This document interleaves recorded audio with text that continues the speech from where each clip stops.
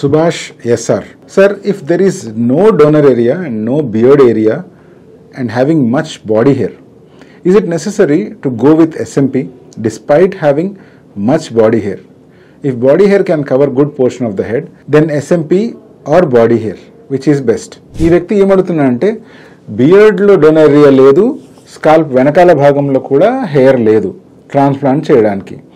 ఇప్పుడు తల మొత్తం బాల్డ్ ఉన్నప్పుడు జస్ట్ బాడీ హెయిర్ తీసుకొని స్కాల్ప్ మీద మేజర్ పోర్షన్ కవర్ చేయొచ్చా? ఒక పాయింట్ చాలా క్లియర్ గా మనం అర్థం చేసుకోవాలి. మనకు డోనర్ ఏరియా అవైలబిలిటీ ఉంది అంటే, for example only body hair ఉన్నా పర్వాలేదు, ఆ హెయిర్ కాస్త దట్టంగా ఉండి హెయిర్ క్వాలిటీ బాగుంది అన్నప్పుడు chest hair, back hair, pubic hair, ఇంకా వేరే పార్ట్స్ లో కూడా బాడీ హెయిర్ కనుక బాగున్నట్లయితే తీసుకొని మనం డెఫినెట్ గా ట్రాన్స్ప్లాంట్ చేయొచ్చు.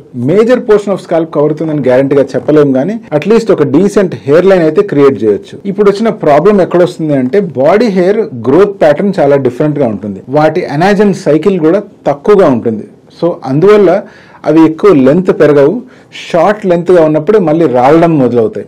సో దీన్ని చూసి మనం కొంచెం పానిక్ అయ్యే ఛాన్స్ ఉంది. ఇప్పుడు ఇంకో పాయింట్ మీరు ఏమడిగారు అంటే SMP బదులు ఓన్లీ బాడీ హెయిర్ చేస్తే సరిపోతుందా అని. ఎవరికైతే స్కాల్ప్ డోనరియా లేదు, బియర్డ్ డోనరియా లేదు అన్న సిచ్యువేషన్ లో ఓన్లీ బాడీ హెయిర్ మాత్రమే ఎంత తీసినా కూడా ఫుల్ కవరేజ్ ఇవ్వడం అనేది చాలా కష్టం, కాబట్టి ఆ మిగిలిన ఏరియాలో SMP చేయడమే మంచిది.